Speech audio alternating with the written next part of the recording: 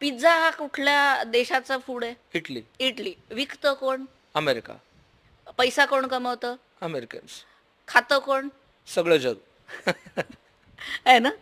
पण किती आयर्नीवर प्रत्येक गोष्टीला एक बेनिफिट मिळालंय, कारण स्टँडर्ड प्रॅक्टिसनी सेट केलं गेलं. मी ना या लोकांना सगळ्यांना पुरणपोळ्या एका पद्धतीने शिकवल्या आणि मी स्वतः घेऊन बसली कागद पेन, की मला एवढ्याला एवढं लागतंय, एवढ्याला एवढं लागतंय, जर हा मेजरमेंट चुकला तर हे चुकतंय, हे मेजरमेंट चुकलं तर हे चुकतंय. मग ती मी तिथं स्टँडर्ड प्रॅक्टिस आणली, की बनवताना माझ्याकडे जर मला अक्रॉस ग्लोब जर सेंटर चालू करायचे असतील ना शार्दूल, तर खरं सांगते मला तिथं प्रत्येक ठिकाणी मराठी माणूस मिळेलच याची गॅरंटी Guarantee नाही. नव्हती. मग वाय नॉट मराठी फूडला स्टँडर्ड प्रॅक्टिसमध्ये न्या.